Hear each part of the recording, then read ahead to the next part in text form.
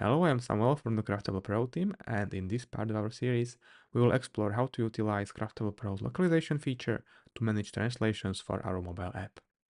We covered the basic usage of translations in lesson 3 of our course. By default, Craftable PRO can scan our codebase, save all translatable strings into the database, and allow us to edit them in localization management. This is a very handy feature, but what if you want to allow admins to translate texts outside of our admin panel? Craftable PRO is ready for this use case as well. As you already know, Craftable PRO comes with several scanners designed to scan various sources. Everything is fully customizable in the Craftable PRO config, where you can define which scanner should scan what paths. The default scanners are PHP Scanner, responsible for scanning PHP files, including controllers, blade templates, and more, JS Scanner, responsible for scanning all JS files in defined paths, and the external PHP Array Scanner, which scans language files where translations are stored in arrays. This is all good, but what about those external apps? Don't worry, we're getting there.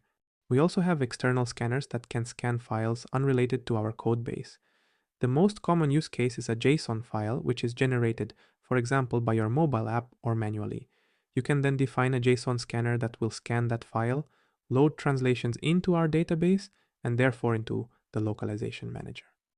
You can define it like this. First, we need to define the group under which the translations will appear in our admin panel. Then, we need to specify the scanner and the paths it will scan.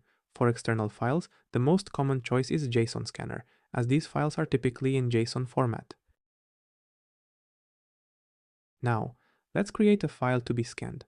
Firstly, we need to create a mobile app directory in the translations folder.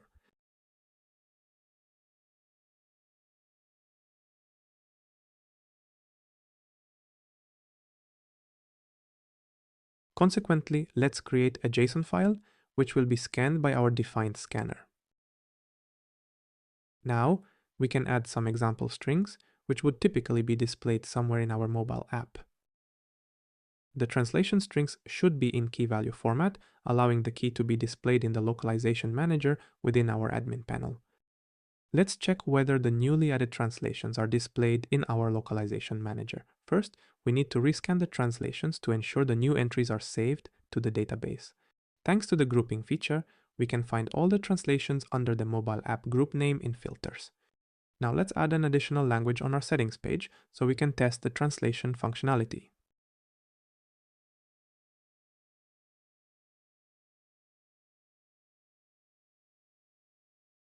As you can see, our newly added language appears in the Edit Translation modal.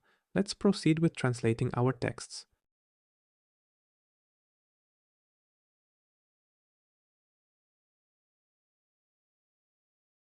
Now you may ask, okay, but how can I load the translations into my mobile app? Craftable PRO allows you to publish translated groups to a specified path in JSON format. Let's define a new publish setting in our Craftable PRO configuration. We want to publish the mobile app group to the public lang folder. This is the same way default JS translations work, where you need to publish translations. This generates a JSON file, which is then loaded in the index.ts file for all JS, mainly Vue components. Let's go ahead and publish our translations. Now, as you can see, we have a folder for each language used in our app. Behind the scenes, I also added French through the settings to better demonstrate that Craftable PRO generates a folder for every language. Within each language folder, there's a JSON file representing each key defined in the Publish section of the Craftable PRO configuration. You'll also notice a JSON file named Craftable PRO. As mentioned earlier, translations for the admin panel work the same way. The JSON file is published and loaded into all JS files and Vue components. We can now import the JSON file directly from the public URL of our admin panel into script files within our mobile app. With this setup, you can ensure that all translations needed for your mobile app are available in a JSON file, making it easy to load and use them within your app. Well, that's it for this part of our series. In the next video, we will delve deeper into two-factor authentication, so see you then.